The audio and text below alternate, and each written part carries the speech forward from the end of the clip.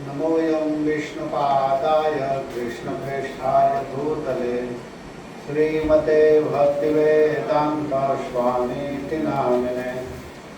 नमस्ते सारस्वती देवे गौरवाणी प्रचारिणे निर्विशेष शून्यवादी पाश्चात्य वंशी विभूषितकरान्नवनीरदाभा पीताम्बराधरवीम्बफलाधरोषा पूर्णेन्दुसुन्दरमुखा दरवीन्दनेत्रा कृष्णात् परं किमपि तत्त्वमहं न जाने। ध्येयं सदा परिभवग्नमभीष्टदोहम्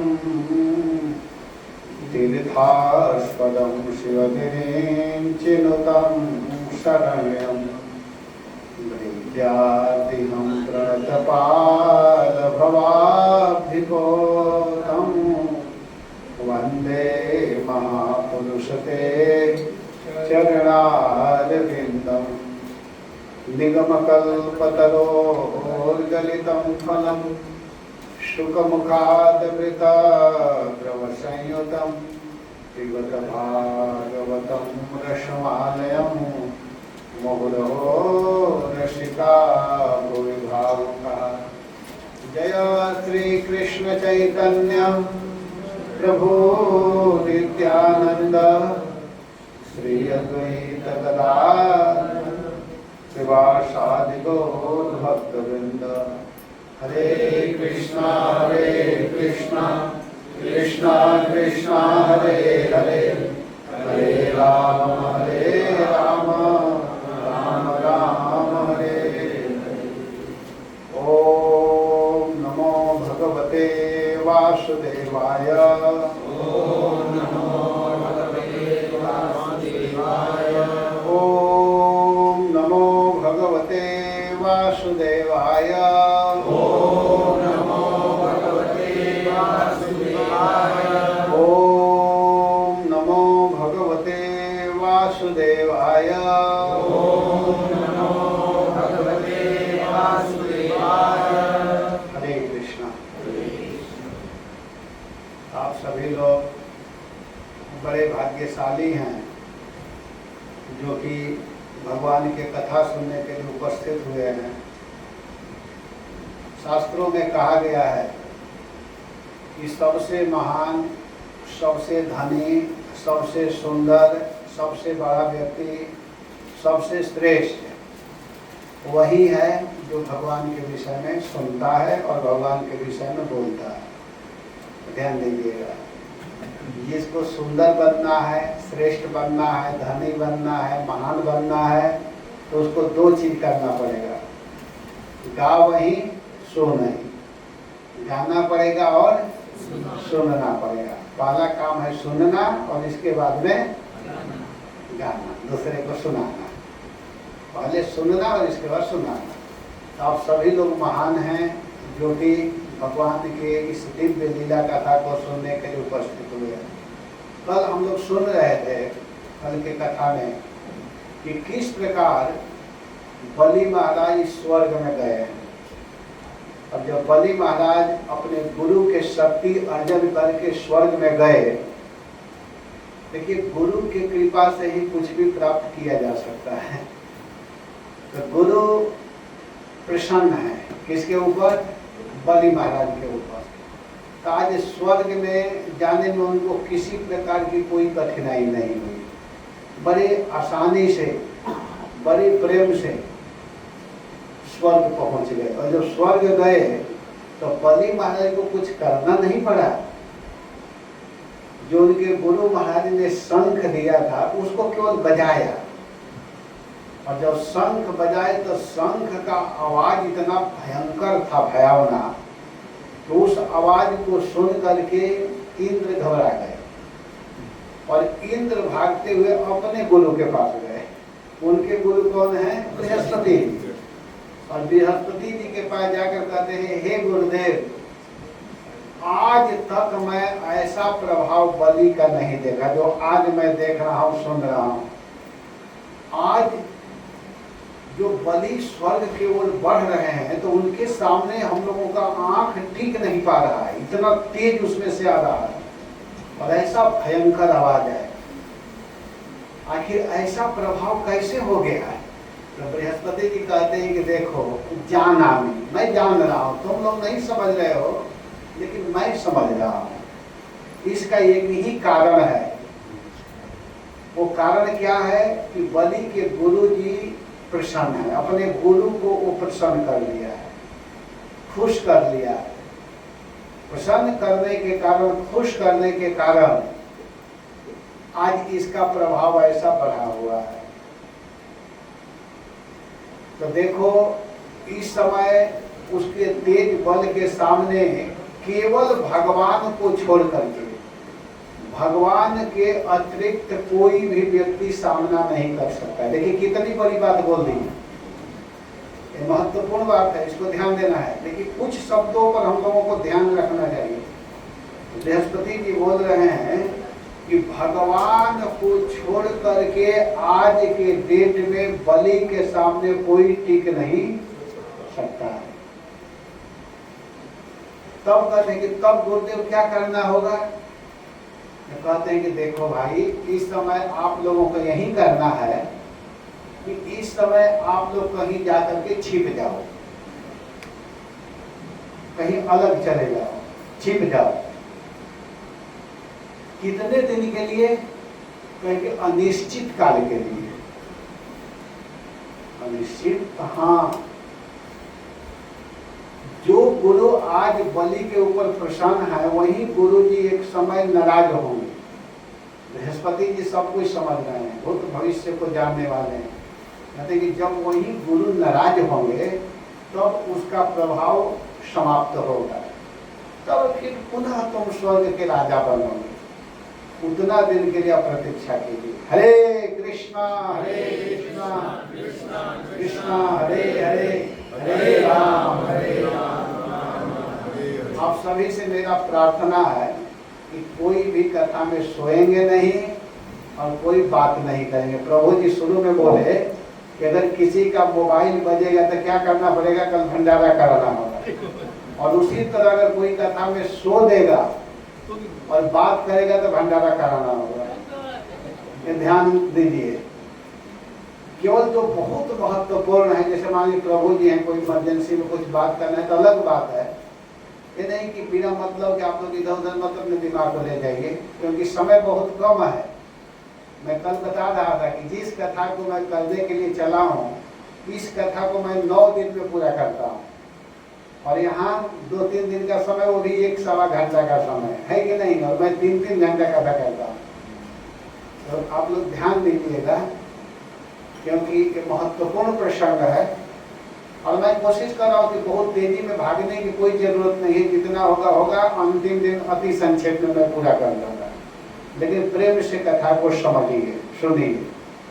ये जो कथा है बड़ा महत्वपूर्ण चीज है, हम लोग का जीवन ही यही है। भगवान की एक शब्द पर भी अगर आपका दिमाग टिक गया, वहां रुक गया, तो समझिए कि हमारा जीवन धन्य है। भागने की जरूरत क्या है?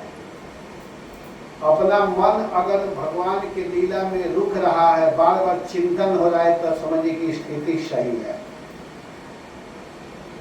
यह प्रसंग बड़ा दिव्य है। बृहस्पति जी कह रहे हैं कि बेटा, तब तक के लिए तुम लोग छिप जाओ। तो बेचारे इंद्र क्या करे, मारता क्या नहीं करता, अब वो बेचारे क्या करे। अब वो लोग जाकर के छिप गए, और जब बलि महाराज स्वर्ग में गए तो देख रहे हैं कि सब कुछ खाली है। जो इंद्र का आसन है, इंद्र का सिंहासन बिल्कुल खाली है। उस पर जाकर के बैठ गए। तब गुरु महाराज विचार किए कि ठीक है भाई, हमारा शिष्य तो इंद्र के पद पर बैठ गया है, लेकिन नियमतः इंद्र नहीं है। इंद्र वही व्यक्ति बनता है जो 100 अश्वमेध यज्ञ करके जाता है। 100 अश्वमेध यज्ञ। अश्वमेध यज्ञ का मतलब सभी लोगों को समझ में आ रहा है? आपको मालूम है बच्चे? मालूम है अश्वमेध यज्ञ? आपको मालूम है? किसको किसको नहीं मालूम है वो केवल हाथ उठाएं। अश्वमेध यज्ञ किसे कहते हैं, मालूम है? आपको मालूम है? एक राजा पूरे सभी राजाओं का जीत कर यज्ञ कार्य पूर्ण करते अश्वमेध। चलिए, हाँ, जो अश्वमेध यज्ञ करते हुए एक घोड़ा को भेजते हैं, घोड़ा, उसके साथ सैनिक भी जाते हैं, और उसके गले में स्वर्ण पत्र लिखा रहता है। अगर कोई चैलेंज करता है तो उसको परास्त करते हुए उस घोड़े को संपूर्ण संसार में घुमाया जाता है।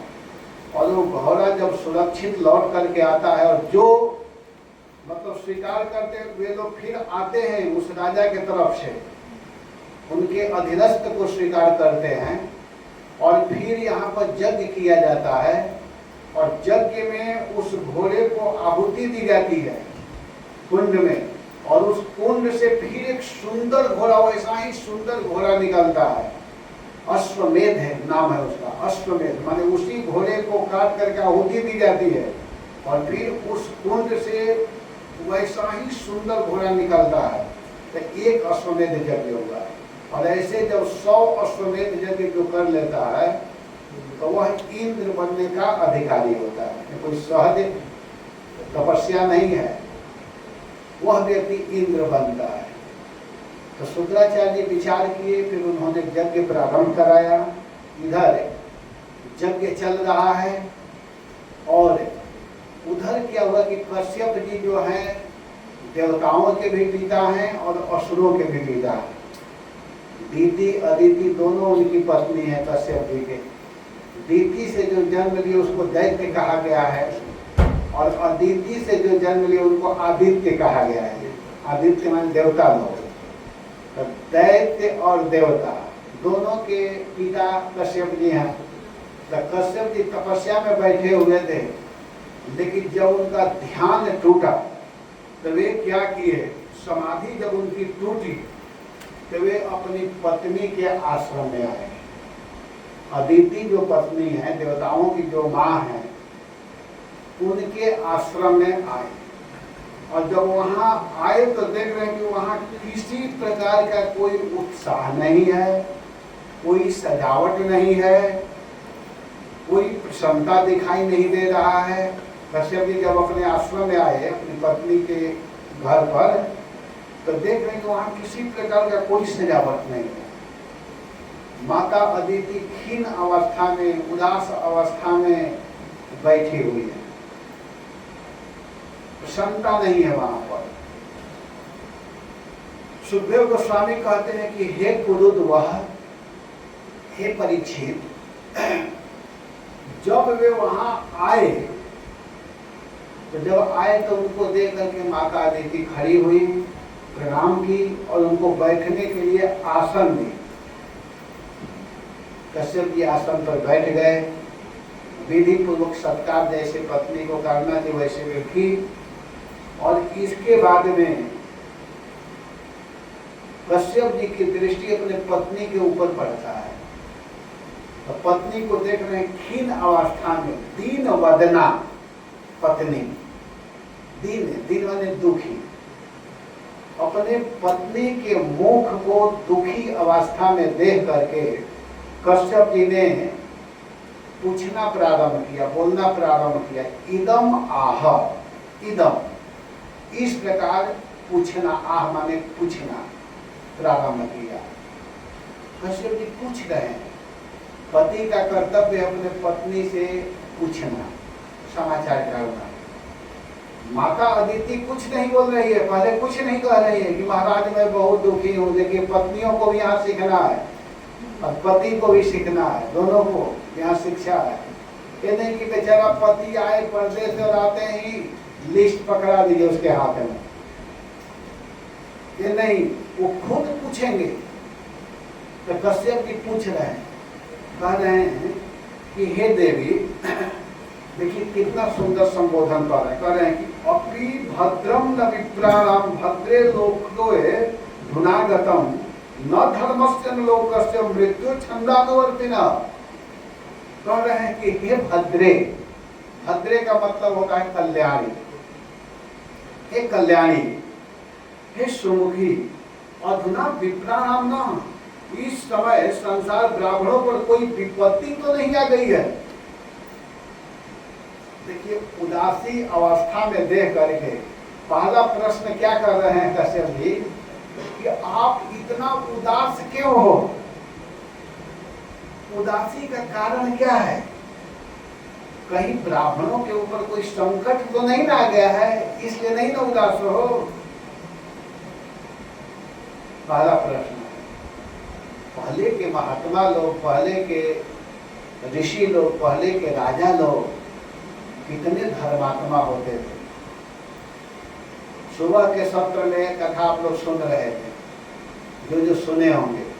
महाराज युधिष्ठिर अर्जुन से पूछते हैं कि आप दुखी क्यों हो, दुखी का क्या कारण। और यहाँ पर कश्यप जी पूछ रहे हैं अपनी पत्नी से कि हे देवी, हे सुमुखी, हे कल्याणी, तुम यह बताओ कि किसी ब्राह्मण के ऊपर कोई संकट तो नहीं आ गया है जिसके कारण तुम उदास हो।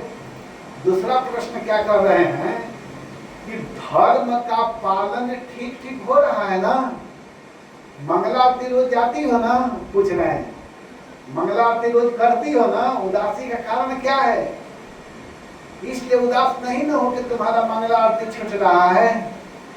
आजकल के पति लोग पूछते हैं अपने पत्नी से, पत्नी अगर सुबह में जगना भी चाहती होगी तो कहते नहीं नहीं अभी सो जाओ, वो जगने की कोई जरूरत नहीं है। आजकल के ऐसे पति लोग हैं। पति का कर्तव्य अपने पत्नी से कहना कि तुम मंगला आरती जाओ, और पत्नी का भी काम है पति को कहना पानी छिड़क देना चाहिए, डाल देना चाहिए सुबह सुबह एक बाल्टी, उठो मंगला आरती में जाओ, सोने नहीं देना चाहिए। देखिए कितना सुंदर प्रश्न है, ये बड़ा शिक्षात्मक प्रसंग है। यहाँ पर कश्यप जी कह रहे हैं कि धर्म का पालन ठीक ठीक होता है ना। धर्म किसे कहते हैं, धर्मम तो साक्षात भगवत प्रणीता, जिसको भगवान ने कहा है करने के लिए वही धर्म है। भगवान जिसको कहे कि इसको करो वही धर्म है, और भगवान के कथनानुसार अगर कोई काम कर रहा है तो धर्म का पालन कर रहा है। भगवान जो नियम बनाए हैं उसके अनुसार अगर कोई चल रहा है तो धर्म का पालन कर रहा है। तो यहाँ पर कह रहे हैं कि धर्म का पालन ठीक ठीक होता है ना। फिर करें मृत्यु छंदम अनुवर्तिन लोकस्य न भद्रम आगतम। काल के कराल गाल में पड़े हुए लोगों का कुछ अमंगल तो नहीं हो रहा है, लोगों के ऊपर कोई संकट तो नहीं आ गया है, काल के काल में पड़े हुए लोग जो है उनके ऊपर कोई अमंगल तो नहीं हो रहा है जिसके कारण तुम दुखी हो। संत महात्मा जो साधु स्वभाव के होते हो दूसरे के दुख को देख करके भी दुखी होते हैं, दूसरे के दुख को देख करके दुखी होते हैं। कौन? जो संत होते हैं। और जो असंत होते हैं दूसरे के सुख को देख करके दुखी होते हैं। अंतर है। उदाहरण आप लोग सुने होंगे कि एक व्यक्ति था, वो एक महात्मा का सेवा करता था, नित्य सेवा करता था प्रतिदिन। तो महात्मा जी एक दिन प्रसन्न हो गए, बेटा तुमको क्या चाहिए? कहा कि हे गुरुदेव जो खुश है तो हमको 10 लाख रुपया की जरूरत है, इतना व्यवस्था कर दीजिए। तो महात्मा कहे ठीक है, तुमको जो मिलेगा तुम्हारे पड़ोसी को दूना होगा। महात्मा जी कभी इतना ही बोले कि तुमको 10 लाख मिल जाएगा तुम्हारे अकाउंट में, लेकिन तुम्हारे पड़ोसी के अकाउंट में 20 लाख जाएगा। गुरु जी ये तो बड़ा गड़बड़ हो जाएगा। और वो कहा कि क्या आप बोले मैं जो मांगूंगा वो दूना हो जाएगा? कहे हाँ। गुरुदेव मुझको पैसा नहीं चाहिए। तो क्या चाहिए? तो मेरा एक आंख फोड़ दीजिए। तो इससे क्या फायदा है? कि मेरे पड़ोसी का दोनों समाप्त हो जाएगा, ये फायदा है। मेरा तो एक फूटेगा दूसरे से मैं देख लूंगा, लेकिन मेरे पड़ोसी का ये असंत का स्वभाव है, इसको असंत कहते हैं। आजकल लोग अपने दुख से दुखी नहीं हैं, आजकल दूसरे के सुख से लोग दुखी हैं कि अमुक व्यक्ति कैसे आनंद में रह रहे हैं। लेकिन पहले के जो संत होते थे, या संत पहले और आज में कोई मतलब नहीं है, जो संत होते हैं वो दूसरे के दुख से दुखी होते हैं, अपने दुख से दुखी नहीं होते। यहाँ पर इसी बात को पूछ रहे हैं कि लोगों का कहीं कुछ अमंगल तो नहीं हो रहा है जिसके कारण तुम दुखी हो।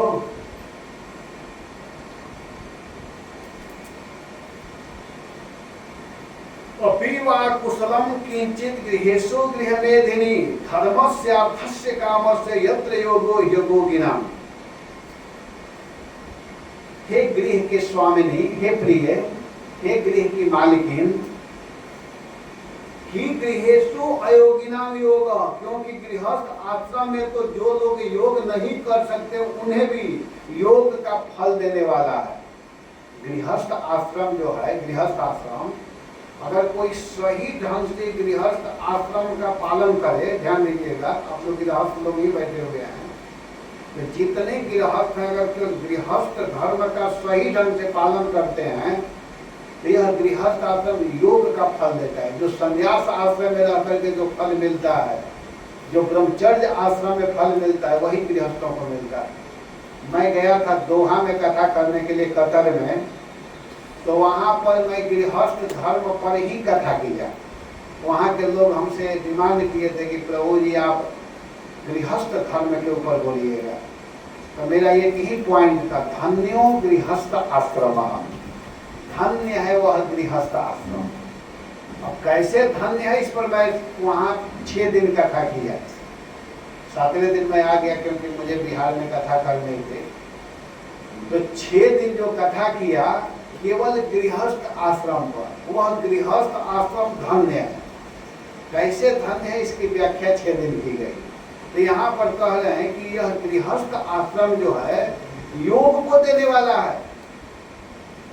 हम लोग क्या सोचते हैं कि गृहस्थ में है तो गड़बड़ है, गृहस्थ है तो दूसरा बनना चाहते हैं, दूसरा है वो दूसरा बनना चाहता है। सब आश्रम ठीक है, उस आश्रम के अनुसार अगर पालन कर रहे हैं तो ठीक है। यहाँ कह रहे हैं कश्यप जी कि गृहस्थ आश्रम जो है योग को, जो योग नहीं कर सकते हैं उन्हें भी योग का फल देने वाला। यत् धर्मस्य अर्थस्य कामस्य किंचित अपि वा अकुशलम, इस गृहस्थ आश्रम में रह करके धर्म, अर्थ, काम का सेवन में किसी प्रकार का विघ्न तो नहीं हो रहा है ना? सही ढंग से सब काम चल रहा है ना? किसी प्रकार का कोई विघ्न नहीं ना है? बताओ।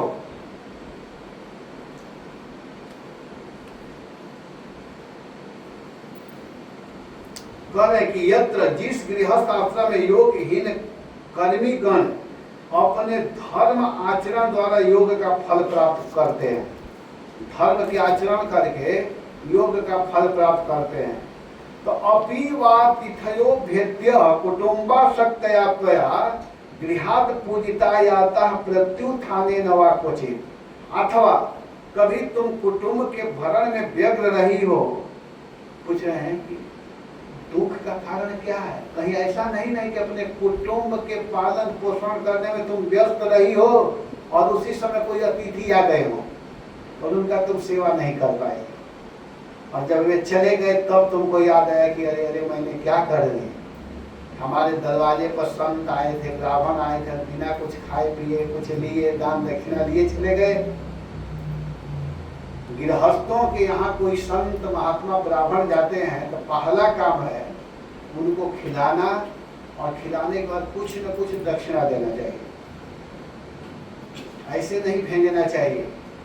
गृहस्थी की यही शोभा है। कह रहे हैं कि कहीं ऐसा नहीं ना कि परिवार के पालन पोषण करने में, पुत्र पत्नी बेटी आदि के काम में, उन लोगों के केयर करने में साधु महात्मा का ही केयर नहीं कर पाई। महात्मा आकर के दरवाजा पर घंटी बजाते रहे और तुम घर के काम में लगी रही, और जब वो चले गए तब तुमको याद आया अरे अरे अरे मैंने क्या कर रही थी, मेरे दरवाजे पर संत आए थे और मैं सेवा नहीं कर पाई। संत कुछ सच पूछिए तो संत महात्मा का जिसके घर जाते हैं वो व्यक्ति महान है, जिसके घर संत पहुंचते हैं। नंद बाबा इस महिमा को जानते हैं। जब गर्गाचार्य उनके यहाँ पहुंचे हैं तो नंद बाबा जो भगवान के पिता हैं क्या कहते हैं कि महद विचलनम निर्णाम गृहणाम दीन चेतसाम निःशेषाय भगवान नाम था कर्तते क्वचित्। हे भगवान, आप जैसे ब्राह्मण, आप जैसे वैष्णवों का, आप जैसे संतों का आगमन हम गृहस्थों के लिए बड़ा श्रेयस्कर है। हम घर गृहस्थी में फंसे हुए व्यक्ति नहीं जा पाते हैं, संतों की सेवा नहीं कर पाते हैं, अन्य जगहों पर नहीं जाते हैं, लेकिन आप आकर के हम गृहस्थों को धन्य कर रहे हैं। संत महात्मा अपने भजन को एक तरह से हानि पहुंचा करके लोगों के बीच जाते हैं। अगर कोई महात्मा जा रहा है किसी के यहाँ, किसी के अन्न को खा रहा है, किसी के सेवा को स्वीकार कर रहा है, तो समझो उसका तपस्या नष्ट होता है, उसका भजन समाप्त होता है। लेकिन अपने भजन को दे करके भी वो दूसरे का हित करना चाहता है, कल्याण करना चाहता है। इस बात को कह रहे हैं कश्यप जी। क्या कह रहे हैं कि कहीं ऐसा तो नहीं न हुआ है कि तुम कुटुंब के भरण में व्यग्र रही हो और अतिथि आए हो और तुम्हारे द्वारा कोई सम्मान नहीं मिला और वे बेचारे घर से लौट गए हो। कम से कम ज्यादा नहीं सत्कार कर सकते हैं तो कश्यप जी करेंगे कम से कम इतना तो जरूर महाराज आइए आइए, थोड़ा खड़े होकर के हाथ तो जोड़ देना चाहिए, इतना तो कर देना चाहिए, थोड़ा पानी पी करके तो चले जाइए, इतना जरूर बोलना चाहिए, इतना जरूर कहना चाहिए। और इसीलिए तुम उदास हो। देखिए यहाँ प्रभुपाद जी इस पर लिख रहे हैं, इस श्लोक पर, जहाँ महत्वपूर्ण चीज है वहाँ प्रभुपाद जी छोड़ते नहीं है, लिखते हैं।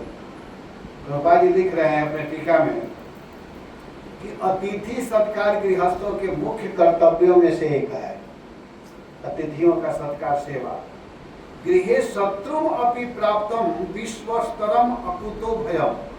कह रहे हैं कि अगर घर में आए हुए शत्रु, अगर आपका शत्रु है, शत्रु भी घर में आए तो उसके साथ ऐसा व्यवहार करना चाहिए कि वह शत्रु भी भूल जाए यदि मेरा ये शत्रु है।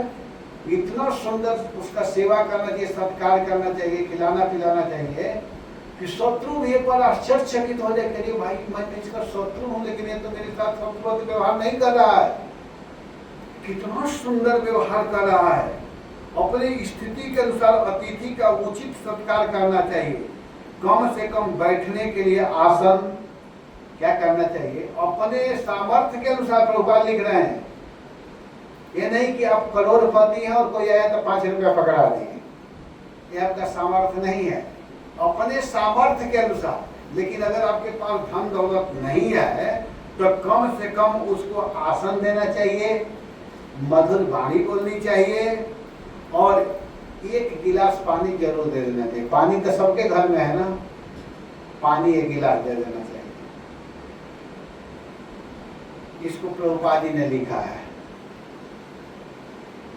तो कश्यप जी पूछे हैं कि हे देवी, तुम्हारे उदासी का ये सब कारण नहीं न है। गृहेषु गृहेषु तिथयो नार्चिता सलिलैरपि यदि निर्यान्तितेनु न केरु राजगृहोपमा। इसके आगे वाला श्लोक और महत्वपूर्ण है। कह रहे हैं कि जिन घरों में आए हुए अतिथि का जल से भी सत्कार नहीं किया गया और वे अतिथि ऐसे ही लौट करके चले गए, तो निश्चय ही वह घर गीधड़ों का घर है। गीधड़ माने सियार, सियार कुत्ते आदि का घर है। उसका घर सियारों का बिल है। भले बड़ा बड़ा बिल्डिंग क्यों न हो, बहुत बड़ा बड़ा करोड़ों करोड़ रुपया का महल लिया हो, लेकिन उसमें संत महात्मा का पदार्पण नहीं हुआ, संत का चरण नहीं गया, साधु सेवा नहीं हुआ, तो घर गीधड़ों का घर है। इसलिए संतों को जरूर बुलाना चाहिए, साधु ब्राह्मण को अपने घर में जरूर बुलाना चाहिए, बार बार साधु सेवा करनी चाहिए। एक भजन गाते हैं कि साधु सेवा धर्म हमारा, कामन दुनियादारी से ठाकुर हमरो पुलिन बिहारी। हम हैं पुलिन बिहारी के। ठाकुर सेवा और साधु सेवा, साधु सेवा धर्म हमारा, काम न दुनियादारी से। कोई कोई साधुओं की सेवा करते हैं, भगवान का भजन करते हैं, तो लोग कहते हैं पागल हो गया है। तो इसकी चिंता नहीं करनी चाहिए। कोई भला कहे या बुरा कहे, हम हो गए पुलिन बिहारी के। कोई हमको भला कहे या बुरा कहे, इसकी परवाह नहीं करनी है। अरे साधु सेवा धर्म हमारा, कामन दुनियादारी से। ये सूत्र है, यही मूल सूत्र है। भगवान की सेवा और वैसे ही भगवान के भक्तों की सेवा।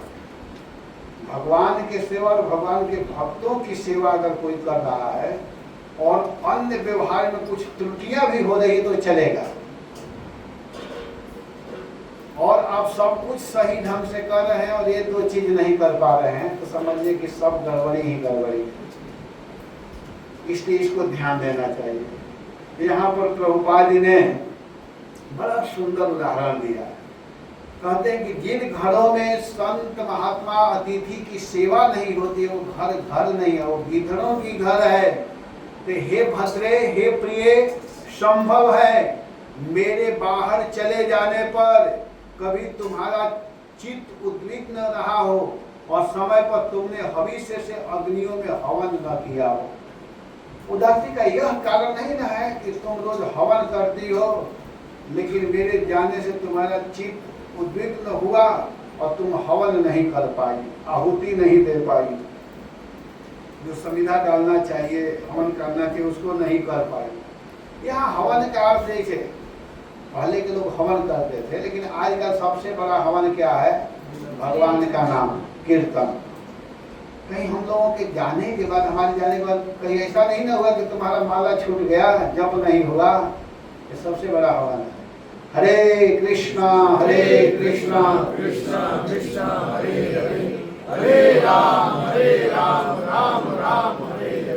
करें कि यत् पूजया काम दुघान याति लोकान गृहान्वितः ब्राह्मणो निश्चय विष्णु सर्वदेवात्मनो मुखम। यहाँ पर कश्यप जी कह रहे हैं कि सर्वदेवमय भगवान विष्णु के मुख हैं। सर्वदेव भगवान विष्णु के मुख है ब्राह्मण। भगवान के मुख कौन है? ब्राह्मण और अग्नि। ब्राह्मण अग्नि भगवान के मुख है। गृहस्थ पुरुष यदि इन दोनों की पूजा करता है तो उसे उन लोगों की प्राप्ति होती है जो समस्त कामनाओं को पूर्ण करने वाला है। अगर कोई ब्राह्मण और कोई अग्नि को खुश रखता है, प्रसन्न रखता है, तो समझिए कि उसके सारे मनोकामना पूर्ण हो जाती है। इस पर एक बड़ा सुंदर उदाहरण है। कभी कभी क्या होता है कि लोग साधु की सेवा नहीं करते हैं, ब्राह्मण की सेवा नहीं करते हैं, और खूब जाकर के देवी देवताओं के सामने गंगा जमुना खूब नहाते हैं, खूब जल चढ़ाते हैं, खूब दूध गिराते हैं। तो इस पर एक उदाहरण है, बड़ा सुंदर उदाहरण है। एक बहुत बड़े सेठ थे, सेठ बनारस के एक सेठ थे, काशी के। काशी में गंगा जी बहती है, बड़ा सुंदर वहाँ घाट है, अलग अलग घाट है। तो सेठ अपने नौकर को कहे कि तुम रोज प्रतिदिन 1 क्विंटल दूध गाय का गंगा जी में ले जाकर के डालना, प्रतिदिन का काम था डालना। तो नौकर था बेचारा, उसका काम था दूध लेता था, दूध लेकर के सीधे जाकर के गंगा जी में डाल देता था। एक क्रमशः रोज करता था। एक दिन क्या हुआ कि सुबह सुबह, ध्यान देकर के सुनिएगा इस उदाहरण को सभी लोग, वो रोज ले जाता था। तब तक क्या हुआ कि एक दिन वो दूध लेकर के जा रहा था सुबह सुबह, तब तक 2-4 ब्राह्मण मिल गए रास्ते में। ब्राह्मण मिल गए तो ब्राह्मण लोग क्या किए, उस नौकर के पास आकर कहे कि भाई ये दूध लेकर के जा रहे हो, तुम इस दूध को हमको दे दो। कहा क्यों? तो ये लोग कहे कि आज हमारे यहाँ वैष्णव आने वाले हैं, संत। ब्राह्मण लोग बोले कि आज हमारे यहाँ वैष्णव साधु लोग आने वाले हैं, तो हम उनको कुछ खिलाना चाहते हैं, भंडारा करना चाहते हैं, खीर बनाना चाहते हैं, और शुद्ध देसी गाय का दूध कहाँ मिल रहा है, आप इस दूध को दे दो। अरे महाराज आप क्या बोल रहे हो, मैं नियमतः रोज गंगा जी में दूध डालता हूँ, अगर नहीं डालूंगा तो सेठ साहब हमको नौकरी से निकाल देंगे।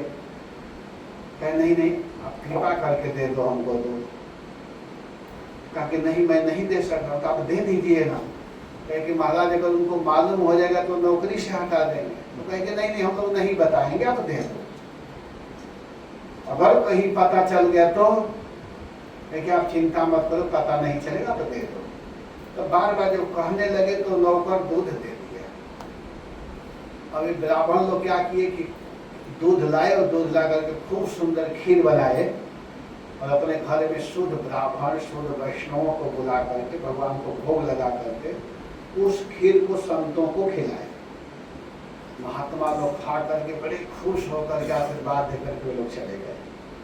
और सेठ साहब सोए रात्रि में, तो जब रात्रि में सोए तो उनको स्वप्न हुआ, गंगा जी आकर के सेठ साहब के सामने क्या कहती है कि बेटा आज मैं तुम पर बहुत प्रसन्न हूँ। गंगा जी बोल रही है, तूने आज मुझको बड़ा सुंदर दूध पिलाया। तो सेठ जग गया, जब कहा कि मेरा नौकर करता क्या है, मैं 1 साल से यह दूध भेजवा रहा हूँ, और गंगा जी आज स्वप्न दे रही है, और स्वप्न दे करके कह रही कि आज मुझे बड़ा तृप्ति हुई, बड़ा आनंद आया, बड़ा प्योर शुद्ध दूध पीने को मिला। तो इतने दिन तक का दूध क्या किया ये नौकर, बोला वो कहाँ है? और नौकर को बुलाया गया कि सेठ साहब बुला रहे। नौकर घबरा गया कि लग रहा है कि उसको पता चल गया, और बेचारा डर रहा है, डरते डरते कांपते हुए सामने आया। तो सेठ कहेगा अच्छा ये बताओ कि इतना दिन तक तू दूध क्या किया? गंगा जी आज मेरे सामने आकर कही कि आज मुझको दूध पीने को मिला है, तो आज से पहले वाला दूध तुमने क्या किया? नौकर कहा कि सेठ कहीं विपरीत तो नहीं ना बोल रहा है? तो नौकर कहा मैं महाराज क्षमा कीजिएगा, महाराज मैं रोज दूध गंगा जी में डालता था, आज कहीं दूध मैं नहीं डाला हूँ। वो सही से बोल दिया। मैं जा रहा था, कुछ ब्राह्मण मिल गए, वो लोग जिद करने लगे, मैं दे नहीं रहा था महाराज, मैं आपका चरण पकड़ रहा हूँ, आप हमको नौकरी से मत हटाना। मैं दे नहीं रहा था, लेकिन वे ब्राह्मण लोग जबरदस्ती बहुत बात करके हमको दिए, कहे कि हम नहीं बताएंगे, लेकिन लग रहा है कि वो लोग आकर के कह दिए, जैसे भी पता चल गया। आज ही दूध मैं गंगा जी में नहीं डाला हूं। तो सेठ का अच्छा। तो सेठ अब क्या कहा कि अब आज से तुम क्या करो कि जितना दूध है सब ब्राह्मण और वैष्णवों को ले जाकर के दो, गंगा जी में डालने की जरूरत नहीं है। और गंगा जी भी बोली, गंगा जी सेठ को फिर स्वप्न दी और कही कि बेटा मेरे में डालने की कोई आवश्यकता नहीं, इस दूध को शुद्ध वैष्णव और शुद्ध ब्राह्मणों के सामने ले जाकर के बांटना चाहिए, देना चाहिए। तो यहाँ पर बड़ा महत्वपूर्ण चीज है, ये ध्यान देने वाला चीज है। कभी कभी हम लोग क्या करते हैं कि वैष्णवों की सेवा नहीं करते हैं, ब्राह्मणों की सेवा नहीं करते हैं, और ऐसे ले जाकर के 1 क्विंटल दूध गंगा जी में डाल देते हैं, पैसा ले जाकर कुछ लोग गंगा जी में पैसा फेंक देते हैं, जाते हैं तो फेंक देते हैं और सोचते हैं कि बड़ा पुण्य मिल रहा है। तो इसी बात को यहाँ पर कश्यप जी कह रहे हैं कि सर्वदेव में भगवान विष्णु के मुख ब्राह्मण हैं। स्वयं भगवान भी बोले हैं भागवत में कि अगर कोई साधु वैष्णव को खिलाता है ब्राह्मण को, और जब वे लोग खुश होते हैं तो समझो कि वह एक एक ग्रास मेरे मुख में आता है, मैं उससे तृप्त होता हूँ, वो मुझे ही खिला रहा है। वैष्णव को खिलाने का मतलब कि मुझे खिला रहा है।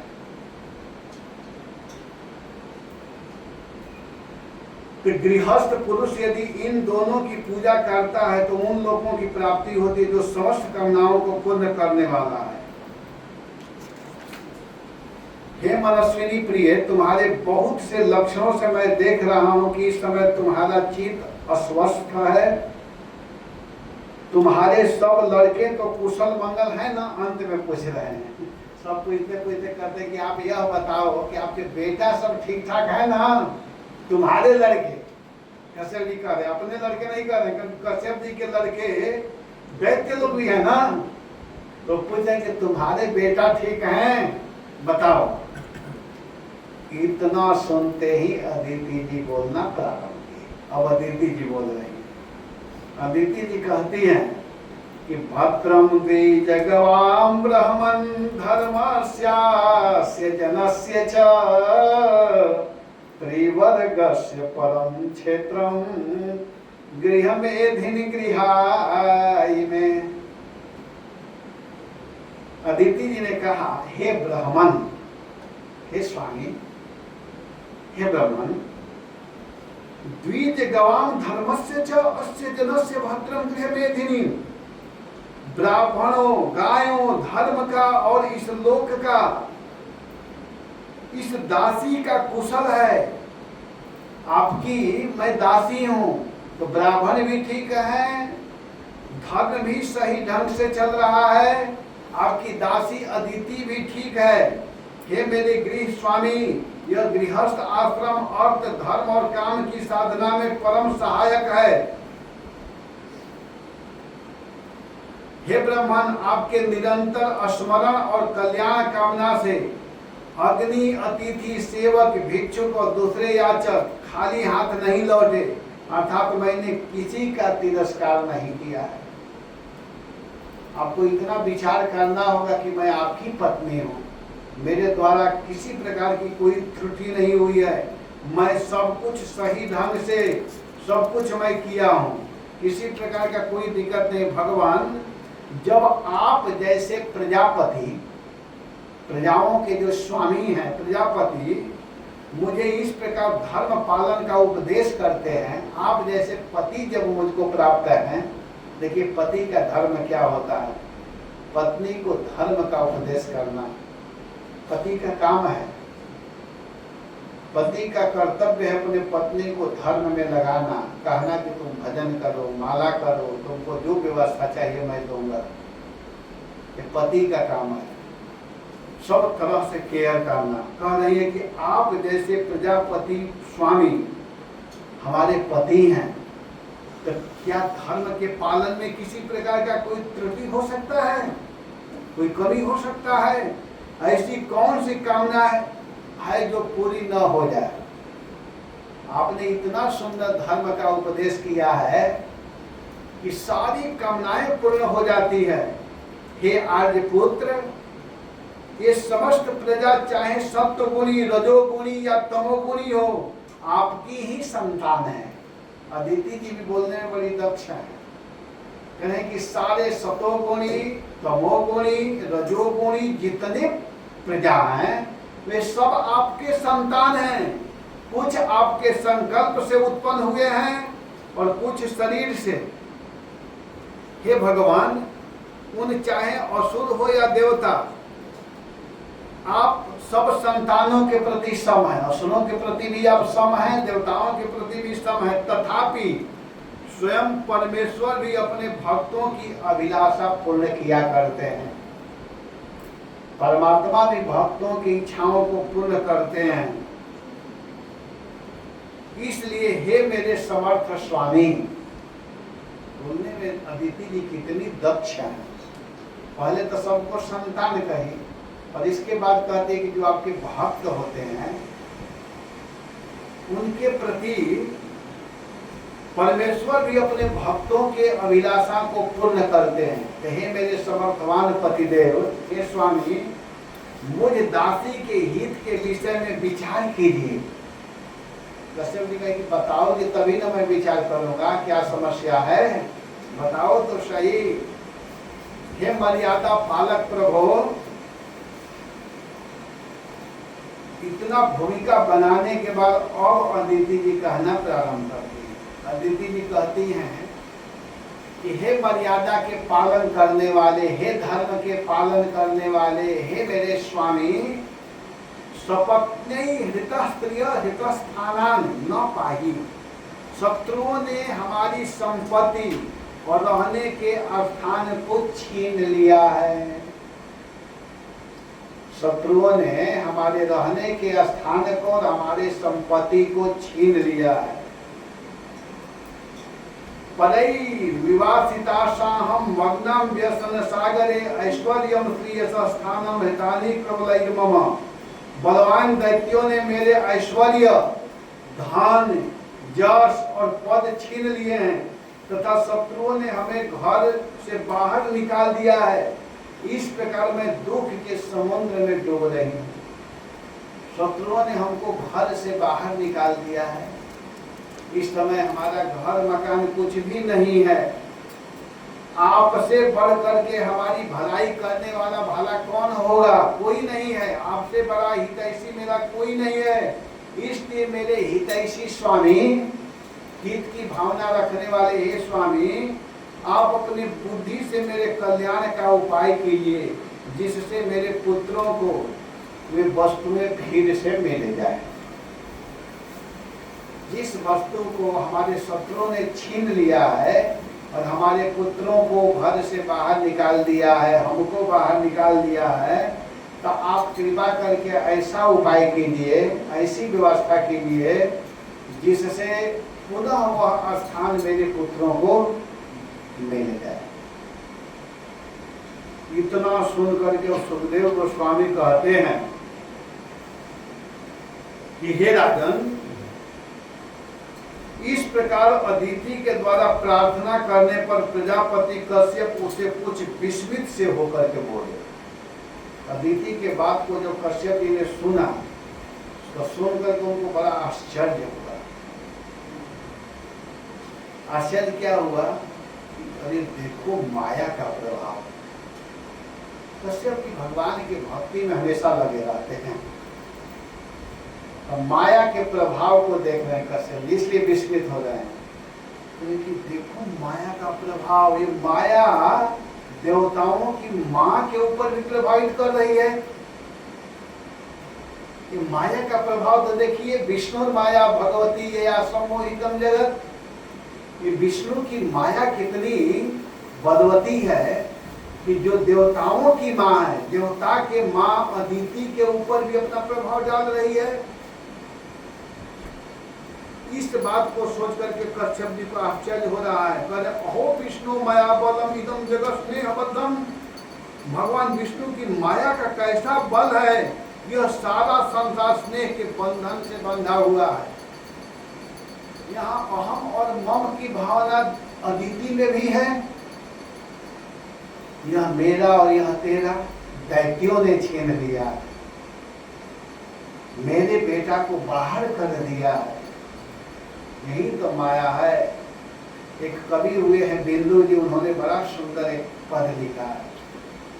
यहाँ सब लोग कहते हैं तू मेरा है, तू मेरा है।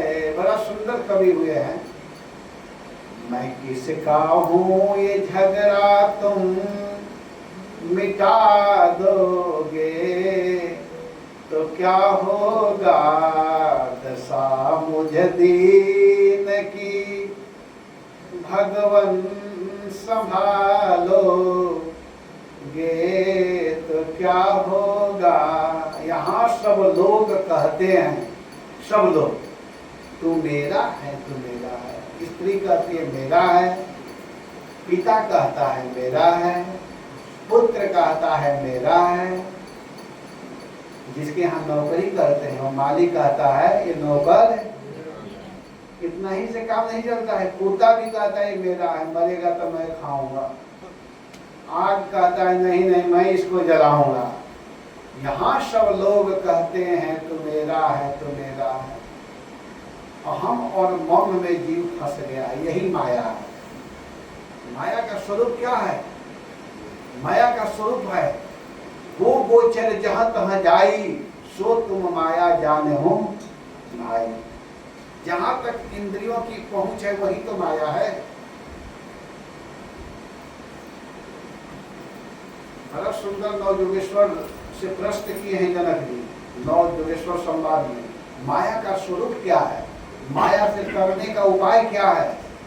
ब्रह्म नारायण का स्वरूप क्या है? भागवत धर्म क्या है? ऐसे करके 9 प्रश्न किए। यहाँ सब लोग कहते हैं तू माया है, तू माया है। कश्यप जी कह रहे हैं कि देखो तो सही, अहो भगवान, अहो विष्णु मायावलम इदम जगत स्नेहबद्धम। ये विष्णु की माया को तो देखो, यह जगत स्नेह के बंधन में फंसा हुआ है। यह मेरा, यह तेरा। और जो वास्तव में अपना है उसको भूल चुके हैं। अपना कौन है? भगवान। भगवान ही अपना है। जीवेर स्वरूप है कृष्णेर नित्यदास। हम जीव हैं, हमारे आराध्य भगवान हैं। यह वास्तविक चीज है, लेकिन इसको हम भूल चुके हैं। और जो अपना नहीं उसको अपना मान बैठे हैं। यही माया, इसी को माया कहते हैं। विष्णु की माया को तो देखो। कश्यप जी सोच रहे हैं, कुछ देर के लिए आश्चर्यचकित हो गए कि देवता की माँ है, जिनके पुत्र इंद्र, जिनके पुत्र सूर्य, बड़े बड़े देवता लोग जिनके बेटा हैं, ऐसे देवताओं की माँ को तो देखो। कह रही है कि मेरे बेटा के धन को ये शत्रु लोग छीन ले। इसको शत्रु मान रही है और उसको अपना बेटा मान रही है। यही माया है। सारा जगत भगवान का अंश है। सबको अपना मानो और सबको अपना मानते हुए भगवान का भजन करो। तो ये देखिए विष्णु माया का क्या प्रभाव है। और इस बात को स्मरण करते हुए कहते हैं कि क्व देहो भौतिको नात्मा क्वचात्मा प्रकृते परः कस्य के पति पुत्राद्य मोह एव हि कारणम्। वो देहो भौतिको नात्मा, कहाँ यह पंचभूतों से बना हुआ अनात्मा शरीर, जिससे हम प्रेम कर रहे हैं, जिस व्यक्ति से, यह किसी से बना हुआ है? 5 भूत। अनात्मा शरीर जो आत्मा नहीं है। आत्मा कभी मरता नहीं है और शरीर आत्मा है नहीं, वो अनात्मा है, वो नष्ट होने वाला है। और जो नष्ट होने वाला है वो किस चीज से बना हुआ है? 5 चीज से। क्षित्य तेजो मरुत व्योम, क्षिति जल पावक गगन समीरा। 5 चीज से बना हुआ यह शरीर है, यह अनात्मा शरीर। और यहाँ कहाँ प्रकृति से परे आत्मा, जो इन 5 चीज से परे जो आत्मा है। कस्य के पति पुत्र, कौन किसका पति, कौन किसका पुत्र, कौन किसकी पत्नी। अर्थात न किसी का कोई पति है, न पुत्र है और न तो संबंधी है। अब कौन है भाई? मोह एवं ही कारण, मोह ही इसका एकमात्र कारण है, अर्थात तो मोह ही सबको नचा रहा है। मोह के कारण यह जीव नाच रहे हैं। जो मोह पर विजय प्राप्त कर लिया, जो माया पर विजय प्राप्त कर लिया, जो सही चीज को समझ गया, तो वो नहीं नाचता है, वो मस्त रहता है। अरे ये सब तो चलेगा। हमारे गुरु महाराज कहते हैं, एक बड़ा सुंदर उदाहरण देते हैं, कहते हैं कि कभी कभी व्यक्ति को जीते हुए मर जाना चाहिए। मरना तो सबको है ना, कि नहीं है? एक दिन तो हम लोग सही में मर जाएंगे ना, तो कभी कभी जीते हुए मरना चाहिए। इसका मतलब कैसे जीते हुए मरेंगे भाई? और जीते हुए मरेंगे तो बड़ा फायदा भी है। क्या है कि बिना किसी को बताए, किसी को नहीं बताना है, और चुपचाप 10 दिन के लिए निकल जाइए वृंदावन या कहीं दूसरे जगह। किसी को बताइए मत, और सीधा निकल जाइए। मोबाइल वोबाइल सब बंद कर दीजिए, स्विच ऑफ कर दीजिए। अब 10 दिन के बाद जाकर के वृंदावन या कहीं जाइए, किसी पहचान वाला के पास में जाइए, और जाकर के चुपचाप बैठ करके 16 माला जप कीजिए। हरे कृष्णा कृष्णा कृष्णा हरे हरे, हरे राम राम राम हरे हरे। घड़ी में दिखाई नहीं तो 9 बजे वो टाइम। तो क्या करना है कि जीते हुए मरना है। अब जाइए और जा करके माला करना चालू कर दीजिए, भजन जप कीजिए, परिक्रमा कीजिए, और बिल्कुल फोन को चालू नहीं करना है। ये नहीं कि कभी खोल दीजिए, खोलना नहीं है 10 दिन तक, खूब भजन कीजिए।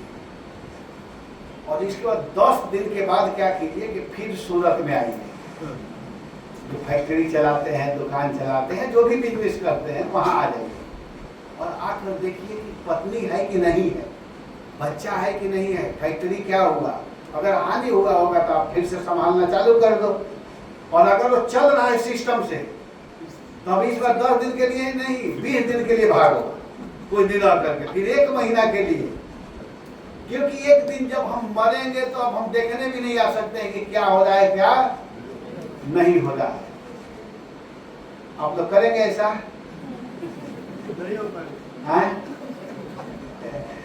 करेंगे कि नहीं? नहीं करेंगे। यही माया है, इसी को माया कहते हैं। प्रैक्टिकल में मैं बता रहा हूँ, इसी को माया कहते हैं, यही माया है। अभी कहा गया ना, सब लोग सोचने लगे कहीं प्रभु जी ने कहते कि आप 10 दिन के लिए चले जाओ।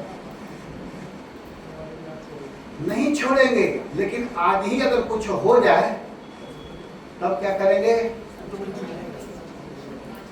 थोड़ा सा उस पॉइंट पर जाइए जो कहा जा रहा है, जो समझाना चाह रहे हैं, तो जाइए उस पर कि जीते हुए कभी कभी मरने का अभ्यास करने। अरे भाई 10 दिन के लिए मत मरो, 2 दिन के लिए तो मर जाओ, 2 दिन के लिए चले जाओ, 2 दिन में आ जाना। 2 दिन के लिए भी छोड़ो, 1 दिन के लिए तो किसी से बात मत कीजिए। 24 घंटा के लिए फोन को फेंक दीजिए और साइड में भाग जाइए, भजन कीजिए, माला कीजिए। लेकिन नहीं, माया इतनी बलवती है कि लोगों को नचा रही है, और हम सोचते हैं कि हम भगवान को प्राप्त कर लेंगे। भगवान कैसे मिल जाएंगे? हंसी मजाक है। भगवान बहुत ऐसे हम लोग कहते हैं, उपदेश दे देते हैं, ठीक है ठीक है। भगवान को प्राप्त करने के लिए भगवान को वही व्यक्ति प्राप्त कर पाता है जो उस स्थिति में पहुंचता है। एक दिन पहुंचना पड़ेगा, एक दिन उस स्थिति में आना होगा। हम लोग छोटे छोटे चीज करते हैं तो देखते हैं कि कोई गड़बड़ी तो नहीं हो रहा है, थोड़ा भी गड़बड़ होने को नहीं हो पाता है। भगवान की भक्ति, भगवान का नाम, भगवान का कीर्तन, भगवान के भक्तों का संग, तो उसके लिए हमको इसी को करने के लिए अभ्यास किया जा रहा है। यही करते करते करते करते करते करते एक दिन हम लोग उस स्थिति में आ जाएंगे। तो स्थिति आ जाता है, एक दिन आ जाता है। ऐसे भी भक्त हैं जो कि किसी से कोई मतलब नहीं रखते हैं, भगवान के अतिरिक्त कुछ भी बात नहीं करते हैं, कुछ भी नहीं बोलते हैं। अगर बोलना है तो भगवान के विषय में, भगवान के अतिरिक्त कुछ भी बोलते नहीं। दो गृहस्थ महात्मा थे बनारस में, दो गृहस्थ, एक रामानंदी एक कृष्णानंदी। इस उदाहरण को सुने हैं? नहीं सुने हैं तो सुन लीजिए। बनारस में गंगा जी के तट पर बैठे थे और मेरे बड़े भैया गौर कृष्ण महाराज उस समय बनारस में पढ़ते थे। पढ़ते थे तो हुआ क्या, तो रोज जाते थे गंगा स्नान करने के लिए। बनारस में बड़ा अच्छा लगता है गंगा स्नान करने। मैं भी 94 में था, वहां तो जाता था रोज स्नान करने के लिए गंगा जी। तो जब जाते थे तो दोनों क्या करते थे, दाढ़ी बाल बढ़ाए हुए थे। तो ये कहते थे सीताराम सीताराम, तो दूसरा कहते थे राधे श्याम। इतने जोर जोर से चिल्लाते थे। सीताराम वाले सोचते थे कि मैं इतना बोलूं कि राधे श्याम वाला डाउन हो जाए, और राधे श्याम वाला सोचते थे कि सीताराम वाला शांत हो जाए। इतने जोर से बोलते थे। तो देखते थे तो एक दिन आए तो एक लड़का था उनके सहपाठी भैया का। अरे मैं जाता हूँ ना तो दो बूढ़े महात्मा बैठे रहते हैं, एक सीताराम सीताराम कहते हैं, दूसरा राधे श्याम। तो लड़का हंसने लगा, कहा कि जानते हैं जो राधे श्याम बोलते हैं वो कौन है? वो हमारे नाना जी हैं। तो लड़का बोला, ब्राह्मण का बच्चा था, कहा कि वो नाना जी हैं हमारे राधे श्याम वाले। और इतना ही नहीं, जानते हैं हमारे नाना जी क्या करते हैं कि हमारे नाना जी जब मम्मी के यहाँ जाते हैं, वो लड़का अपने ननिहाल में रह रहा था, तो माँ के यहाँ कभी कभी जाते हैं तो माँ पूछती है कि पिताजी घर का समाचार कैसा है? कहते हैं राधे श्याम राधे श्याम। मम्मी ठीक है ना? राधे श्याम राधे श्याम। पिताजी कैसे हैं? राधे श्याम राधे श्याम। इसके अलावा कुछ बोलते ही नहीं है। ये नहीं कि हाँ ठीक है और सब ठीक हो गए, कुछ नहीं, केवल राधे श्याम के अलावा कुछ बोलते ही नहीं है। तो नियम ले लिए कि हमको भगवान के नाम के अतिरिक्त कुछ भी नहीं। इसको कहते हैं मुनि, इसको कहते हैं मुनि, इसको कहते हैं मौन, मौन रहना। संसारिक प्रजल्प से बाहर हट करके केवल भगवान के विषय में जो बोलता है उसी को मुनि कहते हैं, उसी को मौन कहा जाता है। और ऐसे व्यक्ति अगर नियम ले ले तो भगवान के निकट है। हमको कुछ भी बोलना है भगवान के, हमको कुछ भी सुनना है भगवान के, हमको देखना है तो भगवान के विषय, भगवान का ही दर्शन, भगवान का ही स्थान। तो यहाँ कह रहे हैं कि क्वते हो भौतिको नात्मा क्वचात्मा प्रकृते पर कस्य के प्रति पुत्राद्य मोहे वही कारणम। कह रहे हैं कि अरे देवी, यह जो शरीर है जिससे तुम आसक्त हो, यह तो पंचभूत से बना हुआ है और यह यहीं रह जाता है। यहाँ सब लोग कहते हैं तू मेरा है, तू मेरा है, जो मेरा है वो तो यही है, फिर तुम क्यों रो रहे हो? और जो अपना है वो कभी समाप्त नहीं होता है, जो अपना है वो कभी समाप्त नहीं होता है। हम लोग किससे प्रेम करते हैं बताइए? प्रश्न है यहाँ पर। महाराज परीक्षित तो सुखदेव गोस्वामी ने समझाया है, तस्मात् भारत सर्वात्मा भगवान ईश्वरो हरि श्रोतव्य कीर्तितव्य च स्मर्तव्यम चेक्षता भयम। भागवत के दूसरा स्कंद के पहला अध्याय के 5 नंबर का श्लोक सुखदेव जी ने बताया है कि सर्वात्मा, सबका प्रिय जो है शरीर के भीतर रहने वाला आत्मा है। आत्मा ही सर्वप्रिय है। सबके प्रिय कौन है? आत्मा है।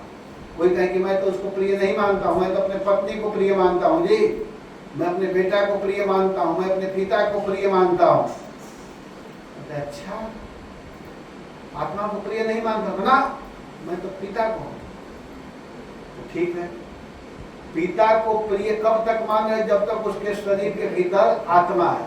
जिस दिन शरीर से आत्मा निकल जाता है तो कितना हो प्यारा शरीर क्यों न हो, पत्नी का, पति का, पिता का, कोई व्यक्ति उस शरीर को नहीं रखता है। शरीर तो यही ना है भाई, जब तुम जिससे प्रेम कर रहे हो तो यही है, लेकिन उसको तुरंत व्यक्ति जलाना चाहता है, पानी में फेंकना चाहता है, मिट्टी के नीचे डालना चाहता है। कोई अगर पूछे कि भाई क्या हो गया, जिसको तुम अपना मान रहे थे वो तो यही है ना, इसको बक्सा में बंद करके देखो, रोज रखो, तो ना ना ना ना अब इसको हटाओ, जल्दी हटाओ, 1 घंटा में वो रखना नहीं चाहता। इसका मतलब यह शरीर प्रिय नहीं। अगर प्रिय है तो तुम्हारे पास पड़ा हुआ है, उसको रखो ना, नहीं रखते हैं, क्योंकि उसके भीतर जो प्रिय था वो उसमें से निकल चुका है। जब तक उसकी उपस्थिति थी तभी तक वह शरीर प्रिय था, और उस आत्मा के उपस्थिति के कारण शरीर प्रिय है। जिस परिवार में जन्म लिया वह परिवार प्रिय है, जिस जाति में जन्म लिया वह जाति प्रिय है, जिस गांव में जिस राज्य में जन्म लिया, जिस शहर में जन्म लिया वह शहर प्रिय है। और सारा प्रियता कब तक है? जब तक उस शरीर में आत्मा है। लेकिन जिस दिन उस शरीर से आत्मा निकलता है उसकी कोई प्रियता नहीं रह जाती है कि नहीं? समझ में आ रहा है बात? बताइएगा, नहीं आता हो तो और क्लियर करूंगा। तो यहाँ कह रहे हैं कि वह आत्मा, भौतिकोच आत्मा, यह जो जिससे आप प्रेम कर रहे हो वो तो अनित्य है। तो 5 चीज से बना हुआ, मरते ही वो 5 चीज में मिल जाता है। हवा हवा में चला जाता है, जल जल में चला जाता है, वायु वायु में चला जाता है, पृथ्वी पृथ्वी में चला जाता है, आकाश आकाश में चला जाता है। पांचों में मिल करके बस।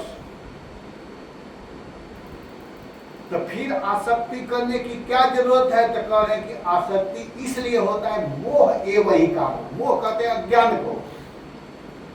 आपको सही ज्ञान नहीं है इसलिए आप आसक्त हैं।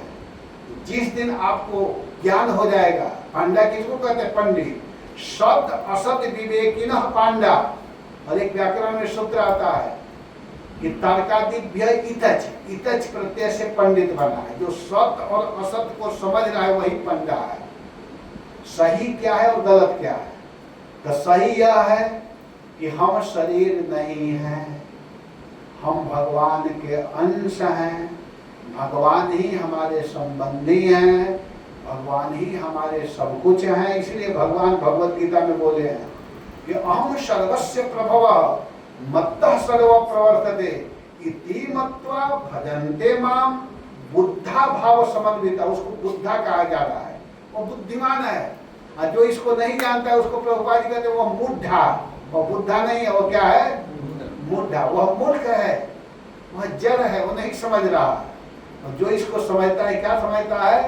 कि भगवान ही सबके प्रभु हैं, भगवान ही सबके रक्षक हैं, भगवान ही सबके पालक हैं, भगवान ही पिता है। त्वमेव माता, हम लोग बोलते हैं ना, त्वमेव माता च पिता। तो यही सही सिद्धांत है।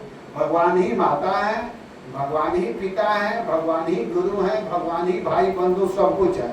इस बात को जो मानता है वह क्या है? बुद्धिमान है, प्राज्ञ है। कौमार आचरित प्राज्ञो धर्मान भागवता नियम। मतलब हम मानुष जन्म तदप्य ध्रुव अर्थदम। कह रहे हैं कि बुद्धिमान हुआ है जो छोटे अवस्था से भजन भक्ति को प्रारंभ कर दिया है कि नहीं? कौमार आचरित, कौमार आचरित, जो छोटे अवस्था से भजन भक्ति चालू कर दिया। यह नहीं प्रतीक्षा करे कि जब मैं जवान होऊंगा तब करूंगा, जब वृद्ध होऊंगा तब करूंगा। कोई जानता है कब तक जीवित रहेंगे? इस जीवन का कोई ठिकाना तो है नहीं, कभी भी हम मर सकते हैं, कहीं भी मर सकते हैं। इसलिए बुद्धिमान उसी को कहा जाता है कि जब कान में सुनाई दे उसी दिन से माला लेकर के जब करना चालू, भगवान के पास आना चालू, भगवान को देने का अभ्यास करना चाहिए। प्रत्येक उत्सव में देने का उत्साह होना चाहिए कि जो भी उत्सव आ रहा है प्रभु का धन है, मैं ज्यादा से ज्यादा दूंगा। ये नहीं सोचना चाहिए कि भक्त लोग हमेशा कुछ न कुछ फेस्टिवल ही करते हैं। अभी चूड़ा नहीं कर रहे हैं तो फिर बलराम पूर्णिमा का कलेक्शन करेंगे, तो फिर जन्माष्टमी आ जाएगा, तो फिर कहेंगे अरे राधाष्टमी आ गया, तो स्नान पूर्णिमा आ रहा है, जगन्नाथ रथ यात्रा आ रहा है। ये सब खुश होना चाहिए कि हमारे पास भगवान ने दिया है, उस धन को हम प्रभु के सेवा में लगा रहे हैं। जाते हैं हम लोग कि तेरा तुमको अर्पण लागे मेरा, ओम जय जगदीश हरे। लेकिन जब देने की बात आती है तो बाजार में ढूंढने लगते हैं कि सस्ता कहाँ मिलेगा अगरबत्ती, केला सबसे सस्ता कहाँ मिलेगा, किस दुकान पर मिलेगा। सब दुकान पर महंगा महंगा फल सेब रखा हुआ है। 50 रुपये वाला सेब कहीं दिखाई नहीं दे रहा है, तो कहीं कोई ठेला वाला दिखाई दे देगा, वहां से लेकर आएंगे और आकर भगवान से कहेंगे ओम जय जगदीश हरे। उस केला को, उस सेव को देकर क्या मांगेंगे? सुख संपत्ति घरे आवे, हे प्रभु सारा सुख संपत्ति मेरे घर में आ जाए, क्योंकि मैं बड़ा मेहनत किया हूँ, पूरा सूरत में ढूंढते ढूंढते एक दो ठेला मिला सस्ता वाला, बड़ा मेहनत किया हूँ। सुख संपत्ति घरे आवे, कष्ट मिटे तन का, मेरा सारा कष्ट समाप्त हो जाए और आप सड़ा हुआ केला खाकर बीमार हो जाएंगे।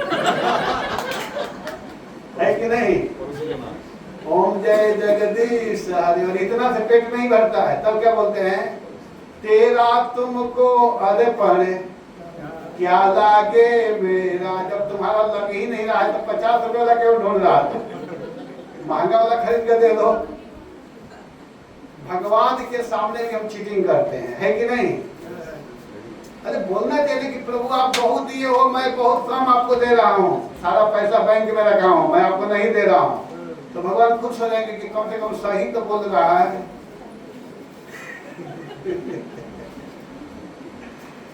क्या करना चाहिए? भगवान के जब उत्सव आते हैं तो खुश होना चाहिए कि हे प्रभु बहुत अच्छा है, मैं आपके सेवा में सबसे आगे, मैं अवश्य दूंगा, जो जो सेवा आएगा मैं दूंगा, आप दिए हो मैं आपको दे रहा हूं। तो भगवान जानते हैं क्या करते हैं ऐसे व्यक्ति को? जो देने का अभ्यास कर लेता है तो भगवान इतना देने लगते हैं, इतना देने लगते हैं, इतना देने लगते हैं, पूछो ही मत, फिर उसकी धन की कमी नहीं होती है। दान देत धन ना घटे, कहा गया है कि जो दान देता है सही जगह पर, दान का मतलब ये सही जगह पर देना, ये नहीं कि कोई भिख मांगा रोड पर मांग रहा है। पैसा नहीं देना चाहिए रोड पर मांगने वालों को, नहीं तो आप देंगे और वो क्या करेगा कि शराब का बोतल खरीदेगा और पी लेगा। पैसा देंगे उसका एक लोहा खरीद कर लाएगा, मछली फंसाने वाला, और उससे मछली फंसा कर खाएगा तो दोष आपको भी लगेगा। दान देते समय विचार करना है कि हम दे किसको रहे हैं। अगर शुद्ध वैष्णव साधुओं को देंगे, उस पैसा को ले जा करके वह अगर घी खरीदेगा, बत्ती खरीदेगा, अगरबत्ती खरीदेगा, फल खरीदेगा, भगवान के सामने ला करके भोग लगाएगा तो आपको फल मिलेगा। तो दान देते समय विचार करना है किसको देना है और किसको नहीं देना है। तो ये सब हम लोगों को समझना होगा। इस बात को कश्यप जी कह रहे हैं। इतना सुंदर प्रसंग है कि मैं आगे भाग नहीं पा रहा हूँ। तो ये सारा कारण क्या है? मोह एवं ही। ये मोह क्या है कि यह मेरा है, यह धन मेरा है, यह संपत्ति मेरा है, यह प्रॉपर्टी मेरा है। यही मोह है, यही अज्ञान है। और यह अगर आपको मालूम हो जाए कि यह मेरा नहीं है, भगवान का है, ये प्रभु का संपत्ति है, हमको एक कार्य भगवान दिए हैं संभालने के लिए, तो चलो इसको सही जगह पर लगाना मेरा काम है।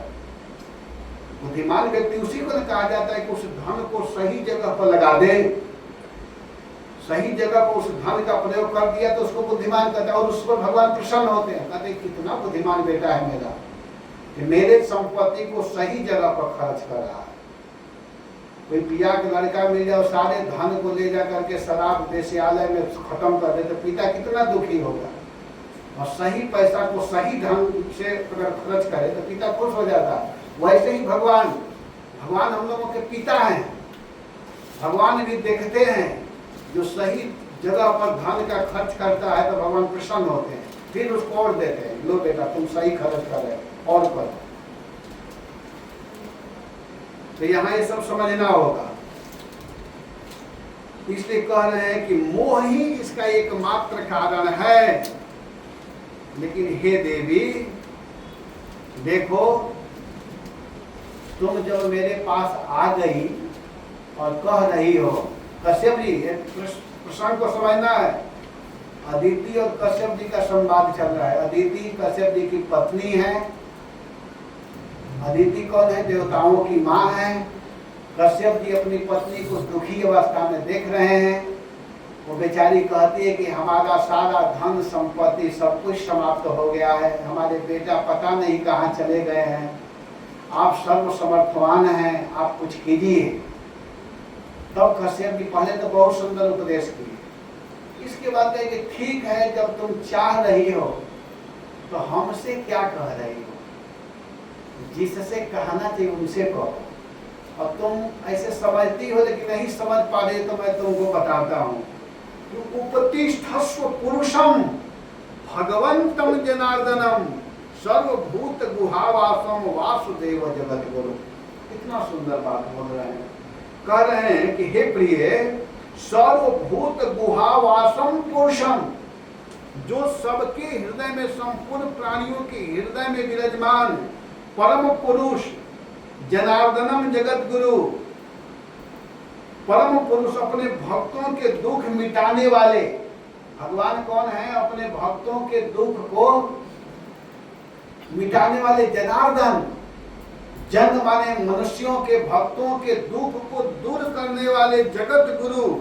जो जगत गुरु है, जो जगत के गुरु है, भगवंतम वासुदेवम, भगवान वासुदेव की उपतिष्ठस्व।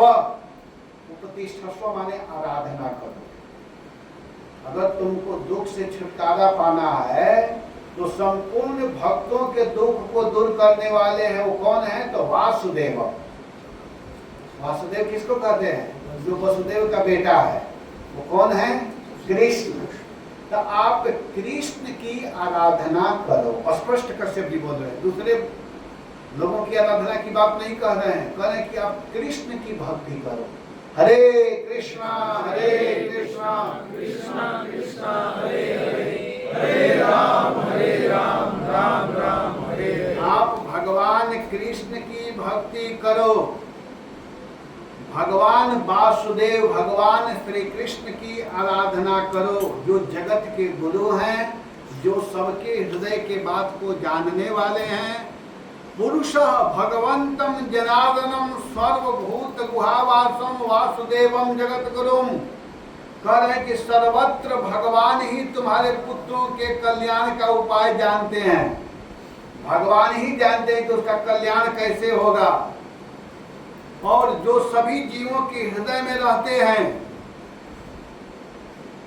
ऐसे भगवान की आराधना करो। स्वविधास्य ते कामान हरि दीनानुकंपनः अमोघा भगवत भक्ति नेतरेतिर मतिर्मम।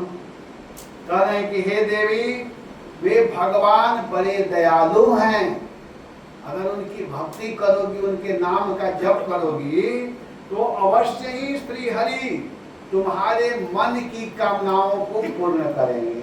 समझा रहा है? भगवान की भक्ति करने से भगवान समस्त प्रकार के कामनाओं को पूर्ण कर देते हैं। भगवान की भक्ति करनी चाहिए, भगवान की आराधना करनी चाहिए।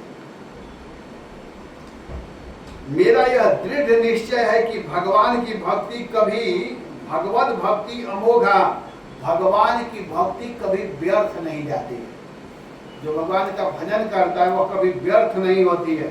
इसके सिवा कोई दूसरा उपाय नहीं है। कोई मूर्ख बनाने के लिए भले कह दे कि तुम देवी के पास चले जाओ, देवताओं के पास चले जाओ, तो कुछ समय के लिए लगता है कि हमारा कुछ दुख दूर हो रहा है, लेकिन दुख दूर नहीं होता है। हमेशा हमेशा के लिए अगर दुख दूर करना है, हमेशा हमेशा के लिए अगर आनंद प्राप्त करना है, हमेशा के लिए अगर सुखी होना है, तो केवल एक ही उपाय है, भगवान श्री कृष्ण का भजन। जैसे हम लोग दवाई लेते हैं तो कुछ दवाई है कि तत्कालिक लगता है कि ठीक कर रहा है, लेकिन वो और रोग को बढ़ा देता है, तो ठीक नहीं करता है। लेकिन कुछ ऐसा इलाज है जड़ से, जो आयुर्वेदिक होम्योपैथिक जो इलाज होते हैं, वो जड़ से रोग को समाप्त करते हैं।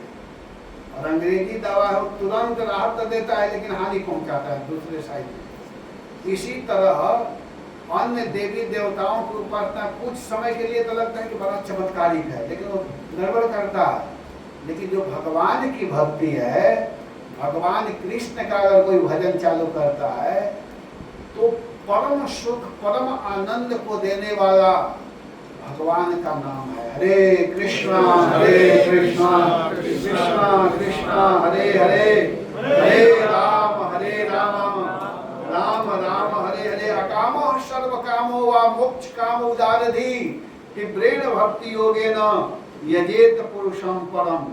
भगवान की जो भक्ति है भगवान का जो नाम है वह अकाम सर्व कामो व मोक्ष कामो दारदीप्ते प्रेम भक्ति योगे न ये तो पुरुषों परम। भगवान का भजन यह है। और भगवान जानते हैं क्या करते हैं, अगर कोई भगवान की भक्ति करता है तो भगवान अपना चरण कमल दे देते हैं। और चरण कमल जिसको दे दिए उसके हृदय के अनेक प्रकार की जो इच्छाएं हो सब समाप्त हो जाती है। यहाँ पर कह रहे हैं कि कृष्ण कहे आमा भजे, भगवान कहते हैं कृष्ण कहे आमा भजे मांगे विषय सुख। मेरा भजन करने वाला अगर विषय सुख मांगता है तो अमृत छाड़ी विषय मांगे यही बड़ा मूर्ख। मेरा भजन करने वाला विषय मांगता है तो समझिए कि अमृत को छोड़कर के विष मांग रहा है, तो एक नंबर का मूर्ख है। लेकिन वो मूर्ख है, लेकिन मैं मूर्ख नहीं हूँ। भगवान बोल रहे हैं आमी विज्ञ, मैं विज्ञ हूँ, यही मूर्ख विषय के न दीव स्वचरणामृत दीव विषय भोला ही। मैं अपना स्वचरण अपना चरण दे देता हूँ और चरण देते ही विषय को वह भूल जाता है। इच्छा विधानम निज पादर पल्लव। भगवान अपने भक्त को अपने चरण कमल को दे देते हैं। और जब भगवान अपने चरण कमल को देते हैं तो वह व्यक्ति के मन में जो सांसारिक विषयों की भोग है वो हमेशा के लिए समाप्त हो जाता है, वो भूल जाता है और उसको आनंद आने लगता है। कब तक वह उस विषय के फेरे में पड़ा है? जब तक भगवान के चरण नहीं प्राप्त किया। जैसे छोटे छोटे बच्चे छोटे जो होते हैं मिट्टी खाते हैं, मिट्टी सभी लोग मिट्टी खाए हैं, मिट्टी खाते उसी को अमृत समझते हैं। लेकिन माता समझदार होती है, जानती है कि मिट्टी खाएगा इसके पेट में रोग होंगे, तो माता उस मिट्टी को छीनती है। लेकिन उस समय लड़का खूब रोता है मिट्टी पकड़ने के लिए, तो माँ जोड़ करके एक तमाचा गाल में लगाती है, हाँ करके रोता है और माता छीनती नहीं देता है। तो माँ क्या करती है कि दूसरे हाथ में बर्फी या मिश्री ली रहती है, उसको देती है। लेकिन उस लड़का को नहीं पता है मिट्टी को ही वो अमृत समझता है। लेकिन माँ उस मिट्टी को छीन करके फेंकती है और जबरदस्ती उसके मुख में क्या करती है कि मिश्री या बर्फी डाल देती है। और जब डालती है जो खाता है, जब मीठा लगता है तब कहता अरे क्या आनंद है। और फिर मिट्टी देने पर भी वो लड़का लेता नहीं। यही भगवान कह रहे हैं कि आमी विज्ञ से ही मूर्ख विषय के न दीव। मैं तो विज्ञ हूँ, वह मूर्ख है, इसलिए स्वचरणामृत दीव विषय भोला। मैं अपना चरण दे करके चरण माने अपने चरण रूपी अमृत का प्रदान करता हूँ और उसको देते ही वह व्यक्ति विषय को भूल जाता है और फिर क्या करने लगता है, हरे कृष्णा कृष्णा कृष्णा हरे हरे, हरे राम राम राम हरे। तो भगवान के चरण को अपने हृदय में धारण करना चाहिए। इस बात को हम लोगों को समझना है। ये बात कश्यप जी माता अदिति को बता रहे हैं और कल हम बताएंगे पयोव्रत का नियम। ठीक है, इतना जल्दी नहीं बताया जाएगा। हरे कृष्ण, जय श्री राम।